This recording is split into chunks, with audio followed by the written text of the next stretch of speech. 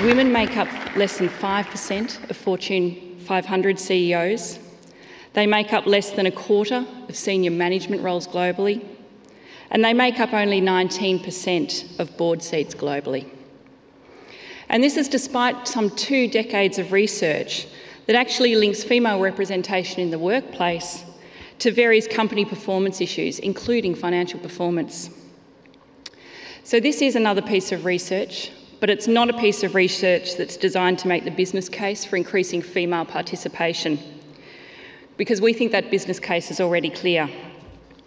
So the research is called When Women Thrive, Businesses Thrive.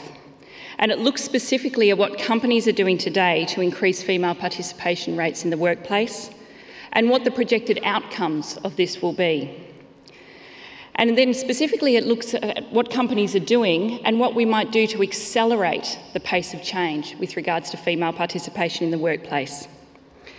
Obviously, with the work that Mercer's done with employers for many decades around the world, we believe that employers play a critical part in when women thrive, businesses thrive. And we've got a simple definition of what it means to thrive, one that we can all aspire to. We think that when women thrive, they are strongly represented at all levels throughout an organisation, that there's no perceived barriers or actual barriers to their ability to move through the organisation and progress to the highest levels. That they are paid and rewarded fairly, and that their competencies are recognised and their leadership embraced. That they contribute and that they are engaged, and importantly that they have a sense of security, equal opportunity in the workplace, are healthy and they benefit from financial peace of mind.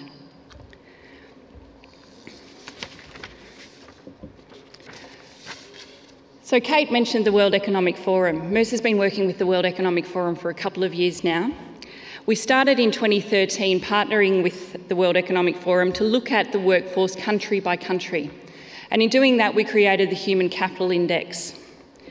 And the index was meant to understand how companies are making the most of their human capital. And a key observation coming out of this work was the significant degree to which female workforce participation rates lagged behind males at every age category in every country around the world. And that the resulting opportunities for countries here just to take advantage of their talent by tapping into this underutilised labour pool. So in other words, what we were actually concluding in this early work with the World Economic Forum was that one of the most significant factors actually limiting the potential of countries around the world was the fundamental participation and engagement of women in their workforce. And of course, as Mercer, we believe that employers have a real opportunity to impact progress here. So in 2014, we continued our work, the World Economic Forum, and we looked at doing primary research on gender diversity, really to try and take the conversation to the next level. Again, the intent of this research was not to make a business case for engaging women in the workforce. We think that's clear and proven by countless pieces of research around the world. But what we wanted to do was to really get in to understand what are those practices that companies and organisations are doing, and are they actually impacting on the degree of female participation in the workforce. So I will talk just a little bit about Davos that we were just at recently in January. Obviously, this is, a phenomenal event to participate in, and it's full of, the great thought leadership from around the world. We have academics represented, organisations, governments, and NGOs. So it's pretty hotly contested too to actually debate your thought leadership there, as you'd imagine. So we were thrilled in January. We were oversubscribed for our breakfast event where we were launching this research. We had capacity for 150. We were thrilled to have 250 people turn up in the morning there and asked just to participate standing room only around the back of the room. We were thrilled, obviously, because we hope that this is an indictment on the quality of the research, but also, more importantly, the interest that exists around the entire world, not just from organisations, but from governments and everybody who were represented there as well. The fact that we do this research with the World Economic Forum is also important. We do a lot of research, as you can imagine, around employers and their activities, practices and policies in the workplace. But we do acknowledge that with regards to gender diversity, it's not the role of employers alone. acknowledging that there's a lot that happens societally with regard to that, and there's a lot that actually contributes to the global persistence of gender inequality. So there are, of course, educational disparities, there's cultural norms, there's the fact that women in nearly every country around the world are a primary caregiver for a family. And then, of course, in some countries, there's a real absence of the infrastructure that we need for women to thrive. And that's right through from anti-discrimination laws, right through to the prevalence of childcare or even transportation. So we acknowledge that moving the needle on gender diversity actually requires many stakeholders. It requires employers to work collaboratively with governments, with academics, with non-government organisations, and to also think about the unique position and the unique needs of women, particularly with regards to their career, health and financial well-being. But we think that the role of employers is critical because they can have the most immediate impact. And so specifically with this research, we wanted to understand what organisations were doing today and what we might do differently to accelerate the rate of participation in the workforce if indeed what we're doing today isn't enough. We'll state here as well, and this is in the report, we're not arguing here for 50-50 math. We know that we're not going to have equal numbers of males and females at every level in every organisation. Really what we're doing here is arguing that there is an opportunity to accelerate the increase in gender diversity in the workplace, and that we can help create more powerful engines of economic progress if we do that. So into the research, just quickly, a little bit of background to it. Just like when we were at the World Economic Forum, we were thrilled with the response rates to this type of survey. We had a very high response rate, and we were pleased to receive responses from 164 companies in 28 countries. And importantly, this represents 1.7 million employees around the globe. 680,000 of those are women.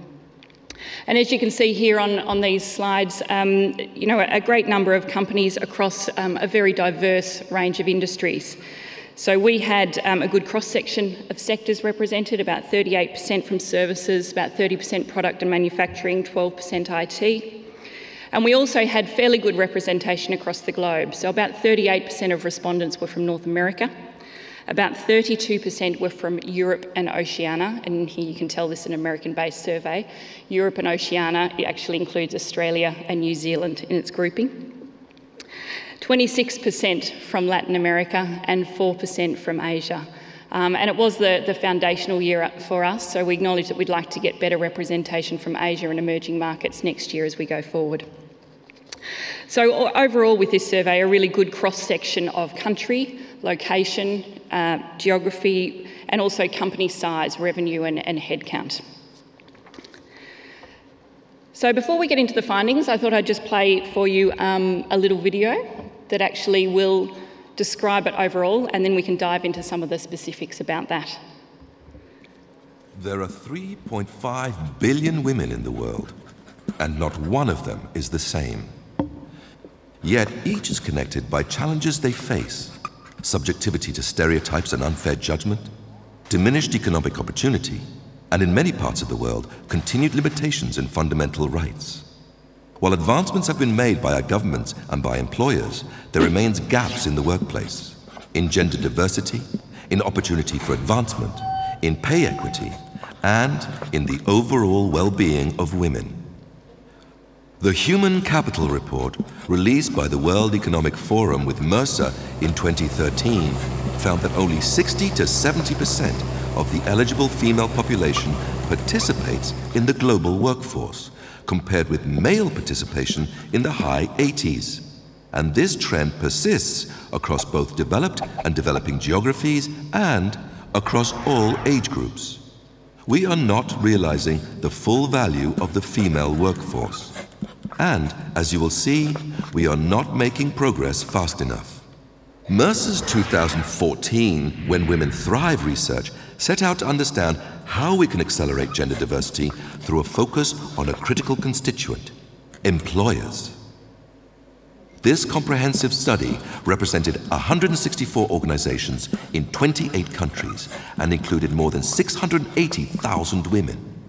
We asked each participating organization about its internal labor market, or ILM, which describes how men and women cycle through the organization, how they are hired, promoted, and ultimately exited.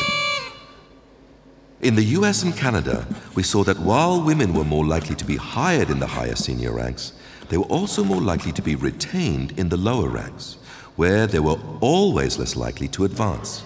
In fact, across all levels, women were less likely to be promoted than men.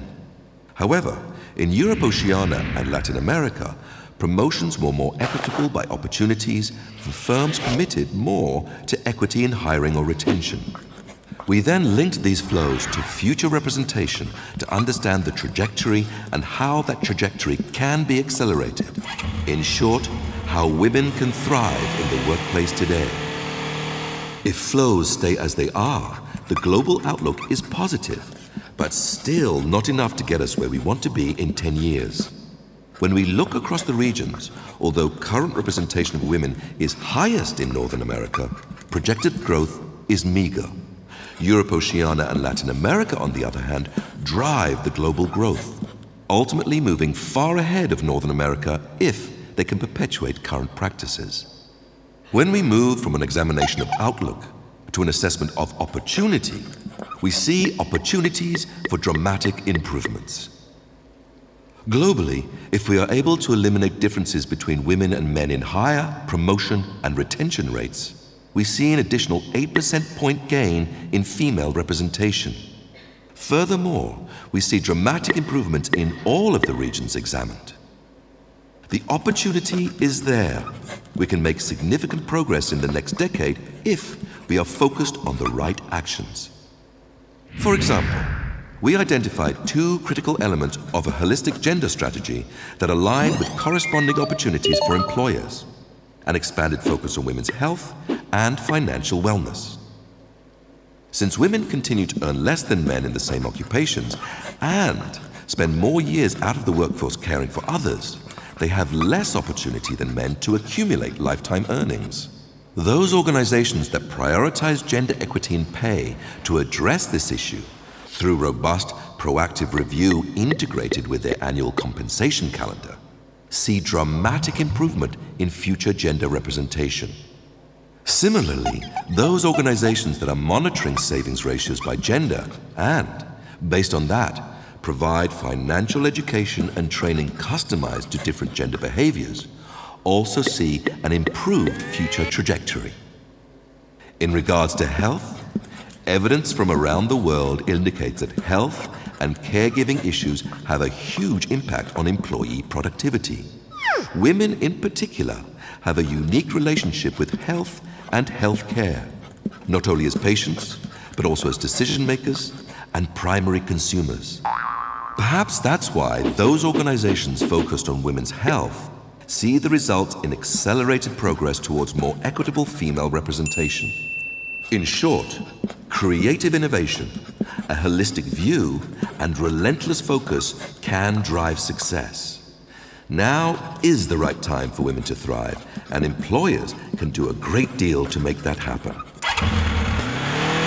Despite the challenges that remain, we've never been more optimistic about the future. And that's important because our businesses and societies urgently need to make progress in diversity today in order to create more powerful and productive engines of economic progress tomorrow. We can't afford not to make this happen. So there we go. I did think about just playing that and calling it a day, but I'll unpack it a little bit and explain a few things. I wanted to call out this slide and this graph just to start with, and you saw it there in the video. And this was, really going back to our first lot of work with the World Economic Forum and looking at female participation rates around the world. And what we see here in this graph is that women are significantly underrepresented at every age band across the globe, and that this underrepresentation really does accelerate at those older age bands. And what we see here then is just huge potential for the number of women not participating in the workforce and the potential that this can have on organisations, societies, economies and nations. So just to give you a feel for the size of this, economists have actually calculated that if we could eliminate the gap between male and female participation rates, we would boost GDP in the US by 5%, in Japan by 9%, and in Egypt by a staggering 34%. So just think about that. It's fascinating if you think about what that impact that would have on global economies, just that participation rate alone. So let's look at some of the key tenets of the survey. What we were looking at here was, what are the practices that organisations have been using for many years, and are they working? And really around the world, organisations have been using what we call fairly traditional foundational policies to improve gender diversity in the workplace. So things like business resource groups, sponsorship and mentoring programs for women. Unfortunately, our research confirmed what Mercer had been experiencing for some time with companies around the world, that these programs aren't always working. So what we wanted to do with this research was really to drive a connection between an organisation's HR policies and practices and its actual success in building gender diversity within its own organisation. And we identified 3 fundamental building blocks to be talking about talent engagement and productivity from, and these are health, financial well-being and talent management. And so some of the reasons why these are important, and these will probably all be known to you, but with regards to health, women obviously experience different health issues than men. We also experience and use the healthcare system quite differently. In fact, women are more likely in nearly every country to be the primary caregiver and also the healthcare decision maker for a family. And of course, there's been lots of studies that actually link employee healthiness with their engagement and productivity in the workplace. So obviously those employees that are more engaged are also those that are healthy and likely to have healthier habits. With regards to financial well-being, I know that there has been some discussion about this at the conference already, and more to continue, I'm sure. Pay equity is one component of financial wellness, quite obviously. And we know that women continue to earn less than men in the same occupations. So the International Labour Organisation of 83 countries shows us that women are paid between 10 and 30% less than their male counterparts. Women live longer than men, and they also have some unique investing and savings behaviours that will impact on their ability to save for retirement. And then around the world, as I said, women are likely to be a primary caregiver. The figure in the US is that on average, women will spend an average of 12 years out of the workforce as a caregiver. So that's huge gaps there in earning and savings potential. And with regard to talent management, this is one of the key bits and this holistic focus that's a theme of all the research. The practices that impact the attraction, promotion and retention of women absolutely have to sit within a broader talent management strategy. You can't have a diversity program sitting outside of that and sitting there on its own, and that's one of the key things that I'll talk about a little bit more. This is as technical as we're going to get with regards to the survey design, because it's about as technical as my capabilities are. But really what we were doing with this research with regards to the design and the methodology was to look at cause and effect. We were looking at these well-intentioned programs that organisations have in the place, and specifically which ones were the levers that we could be pulling for increased participation. So we were really trying to empirically link the practices of organisations to the results. So we looked at the independent drivers, what organisations are doing, what are their HR and policies and practices, in particular around these critical areas of health, financial wellbeing and talent. Then, of course, we had to put in place contextual controls. We needed to account for the fact that there is huge disparity between organisations, but also between geographies, locations, industries as well. And then all of that leads to the dependent outcomes. And here we were focusing specifically on an examination of internal labour markets. And this is one of the really critical parts of the survey. It was the depth of this analysis and looking at internal labour markets. Internal labour markets and maps are a fancy way of looking at the ways people move into an organisation, through an organisation and out of an organisation. And so we were looking at the internal labour markets for all of these organisations and linking those policies and practices that they have to the way that women move into, through and out of those organisations. And really what we're doing there is identifying again those practices that are working and those ones that might actually be having unintended negative consequences for female representation in the workplace. So this is what one of those maps look like. It's probably a little bit hard for you to read, but you'll get the gist of it. Mercer's used internal labour markets maps and analysis for a number of decades.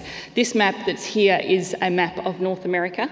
I wasn't able to pull out the exact Australia and New Zealand one, but I'll talk about some of the subtle differences that were there. So really what you're looking at as you move across the page is how men and women move into an organisation, so the hiring, how they move up and through an organisation, the promotions, and how many exits there are in an organisation. And you can actually see, just looking at the map, you can start to pick out some of those trends yourself. We see there that women have the highest representation among all career levels in those support staff roles. And we also see, as we know intuitively, that women's representation decreases as you move further up that career ladder. With regards to hiring, we see actually that more males are hired into support roles, but we also see that more males exit from those roles. We see significantly more males hired at the manager and the senior manager levels. And interestingly, in this North America map, we see that more females are actually hired into that executive level, which we think was organisations effectively compensating for the lack of female talent throughout the organisation. Really big and really unfortunate. It doesn't seem to be working, because you also see that the number of women exiting at those executive levels is higher than males, and that was quite telling for us. With regards to promotions, you can see here clearly in this map that females lag at promotion rates at every level along that ladder. So there were some subtle differences around the world. So when we looked at the Europe and Oceania map, which was the map that includes Australia and New Zealand, we see that women are promoted into the senior ranks at more favourable levels than this North American map. But we also saw more opportunity there for organisations to hire in more female executives in particular. So broadly, this is empirical proof, if you like, of what we know to be true from other pieces of research, that women are getting stuck at that manager level, that men are being promoted more frequently at every level, and that more women are exiting the workforce at that mid to senior level. And so then we need to think about this in this context of the question that we were looking at, how do women thrive? And really, what do we do differently to increase that participation in the workplace and to change that movement into, through and out of organisations? So here we saw again what was in the video. This is the outlook for female executive representation. So we were looking at that top level of executives there. And looking at the outlook on a global basis, we're looking at how organisations will fare with regards to female representation over the next 10 years. And what we see is that if all of the practices and everything that we have in place today continue, over the next 10 years, we will see more women in the workplace and we will see higher rates of participation. So we see globally a move from 19% to 36%, and then we see different levels of movement in those regions. And we start to see some quite distinct differences there. North America really stands out. North America has the highest rate of participation at the moment at 24%, but over the next 10 years, their growth is really meagre. Europe and Oceania, however, and even Latin America to a lesser extent, really start to move right ahead. So Europe and Oceania participation increases from 18% to a whopping 47%. So really interesting there, even at that highest level, we can start to see that some of the practices and policies that are in place in North America are effectively plateauing. But there are some different things happening in European countries and Australia and New Zealand that is accelerating the rate of change. It gets really interesting when you start to think about opportunity. And this is where we start to see that some dramatic improvements. So we could feel good about the previous slide, that actually female participation is increasing over the next 10 years. But if we actually stood back and we thought about that globally, if we wanted to eliminate the differences between women and men in the hire rates, the promotion rates, and the retention rates, what could that impact be on female participation? And this is the opportunity that we're outlining here. And as you can see, it starts to paint a really different picture. We see that globally, that opportunity increases from a current 19% of participation of women up to 44%. And we also see huge jumps across all of the regions. So suddenly North America is able to move beyond its paltry couple of percentage points. And you see Europe, Oceania and Latin America are really starting to shoot the lights out, really equal representation of women. And so here's where we see the opportunity. If we actually say that the current rate of change is not enough, if we aspire to eliminate the gaps between higher promotion and retention rates for men and women, we can actually achieve a significant amount over the same time frame. So, the million-dollar question, how do we do it? This is where the research went into looking at key themes. And I'm going to dive into each of these 5 key themes a little bit now. The research, I would have to say, is very dense in that its depth is there. For those that would like a copy of the report, come and see me afterwards and I'll organise that. It is actually an easy read, despite it being quite deep. And so you see even that in the language here of these key themes, it's pretty simple and intuitive to understand. So 5 core themes that came out from all of this research with organisations. The first was to seek holistic solutions.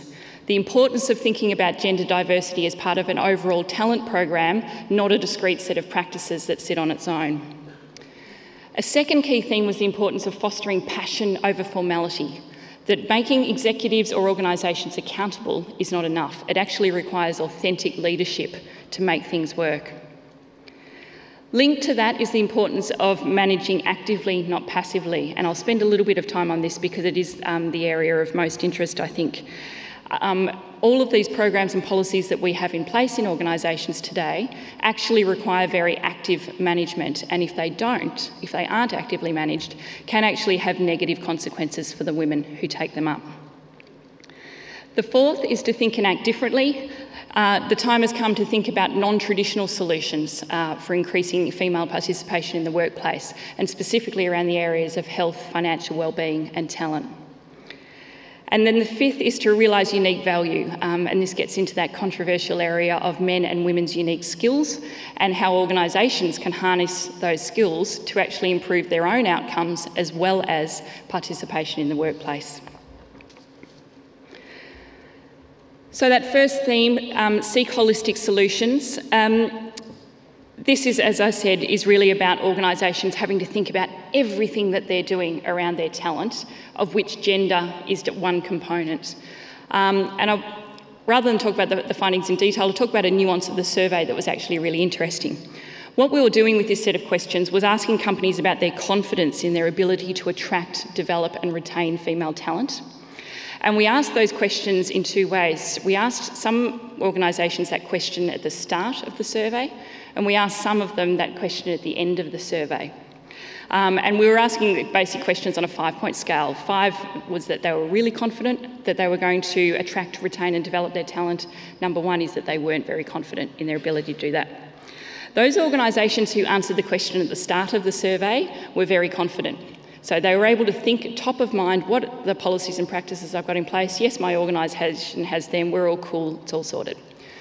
The organisations that answered the question at the end of the survey, however, were far less confident.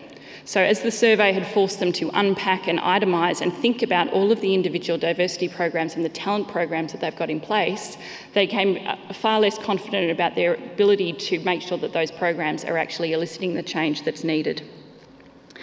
So it was just a really nice way of actually forcing organisations and forcing this point of the holistic perspective, and how that you can't actually have standalone programs just to tick a box and say that they exist, that it has to be considered in its totality, and also in its totality of diversity, that it's not just gender diversity, it's actually about more diversity of thought, race, etc. The second theme was the importance of fostering passion over formality, and here we found that accountability is not enough. So we found that about 56% of organisations that responded agreed that their senior executives are highly involved in diversity programs. Only about 15% of organisations said that their executives were accountable for the diversity programs, right through to their financial performance. And so we thought that this might be interesting. We were actually probably expecting that those organisations where executives were accountable down to their personal goals would have better outcomes with regards to gender representation. What we found, however, was that when it came to accountability, on its own there was no impact on either the current or the future trajectory of women in those workplaces.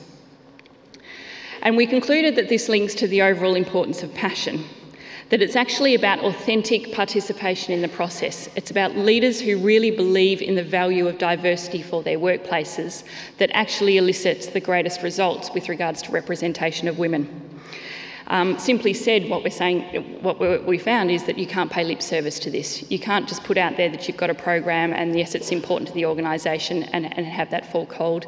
You have to live it and breathe it as an organisation and walk the talk, if you like. Linked to that was this manage actively, not passively. And this is the section of the report that I've found has got the most interest.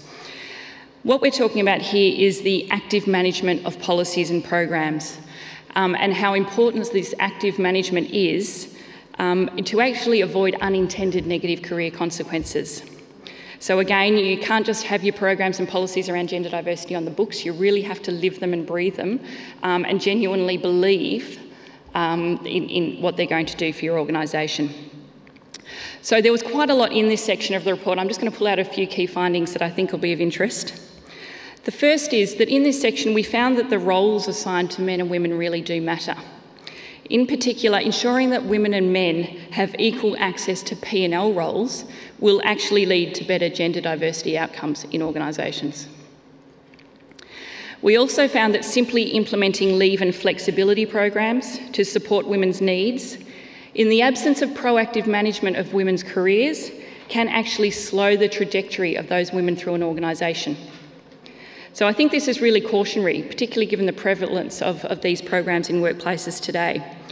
Our conclusion is that the impact of the various program and the benefits on gender diversity have more to do with the way the programs and the employees are managed and led than it does to the existence of the programs or not.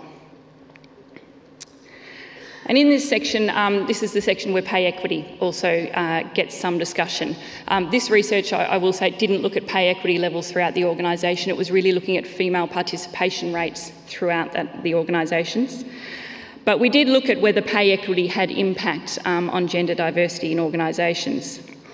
We found that many organisations that responded to the surveys had what we call passive commitments to gender equity. So these are public comments or statements.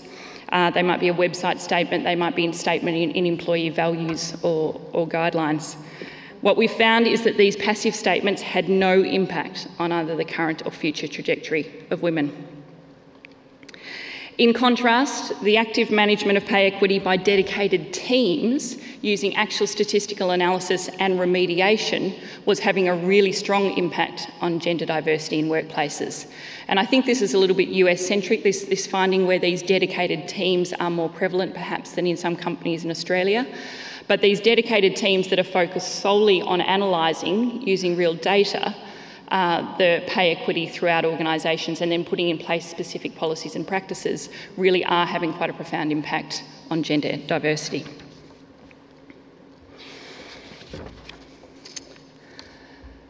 The fourth key theme there, think and act differently. As you can see, not a lot of jargon in this report, think and act differently. This is where we start to think about what are the actual types of programs that are in place today. And really what we got to and found was that actually there are certain non-traditional and innovative programs, specifically that target women's unique needs around health and finances, that are helping organisations to better attract, retain and develop their employees. So again, actually having these programs just so you can tick a box does not work. And this is probably quite alarming given that over the past 2 decades, I think we've seen employers invest more in these types of programs for all employees than ever before. You know, we have a large range of programs available around the world, flexible working, part-time working, healthcare coverage, family leave, on-site gyms and so on. Our research found that while the provision of these programs has been helpful in gender diversity, they're not now eliciting the change that we need to further increase female participation. So we actually looked at some of the more innovative programs that target women's unique needs at different stages of their life and their professional life cycle. And there's some quite neat case studies in the report for those that are interested about companies that are doing different things in this area. What we found was that there was a real void at the moment in gender-specific health initiatives. We found employers tended to see this as a lesser issue particularly with regards to the retention and development of women, and that not many employers around the world were doing much to support women's unique healthcare needs. We also contend, and this has certainly been the topic of much conversation at this conference, that women have a unique and compounding set of circumstances that influence their financial life cycle. So they earn less, they experience more gaps in their service, and they also have longer life expectancies. And so it makes sense that we actually need to be thinking about more innovative retirement and savings programs that are targeted to these unique needs of women, and that this will actually have a positive impact on gender diversity in the workplace. So we did quite a bit of work looking at those organisations that offer those types of programs, specifically the savings programs that address the different work arrangements that are there: part-time work, leave of absence, absence from the workforce. And we found that the organisations that offer those programs do actually have greater representation of women throughout their organisation.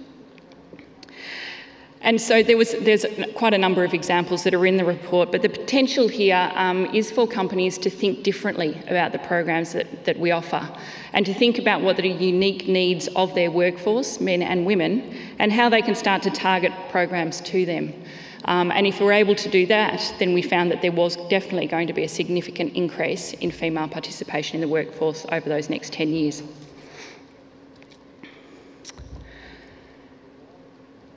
Heading home, the last key theme and finding was the realised unique value, probably the one most controversial, the one that the media certainly likes to latch onto most. And here we're talking about the different skills that men and women bring to the workplace. And I need to state at the outset quite clearly, obviously there are many skills that are plentiful across both men and women, but there are also some stark differences that are there. And it's realising the unique value that women bring to the workplace that requires us to recognise these stark differences, and that the organisations that are able to do this can actually yield great results for their own businesses as well as for their objectives around gender diversity.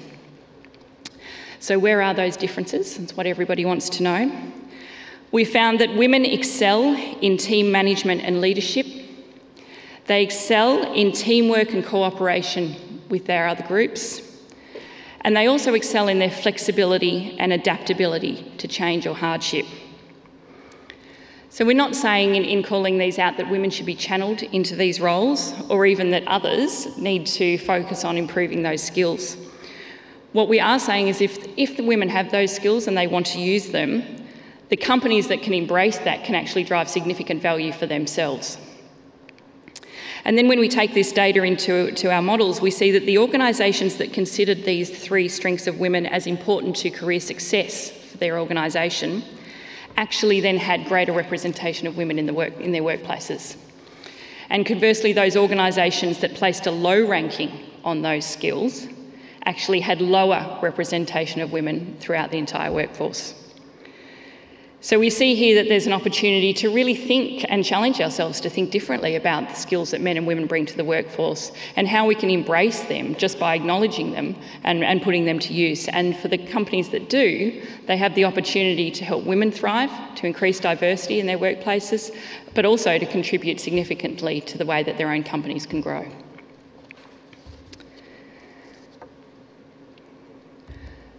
So acknowledging here that we're talking a lot about employers, and I know that many of us are from super funds here, but I think it's all interesting to think about because every one of us works in a workplace, large or small.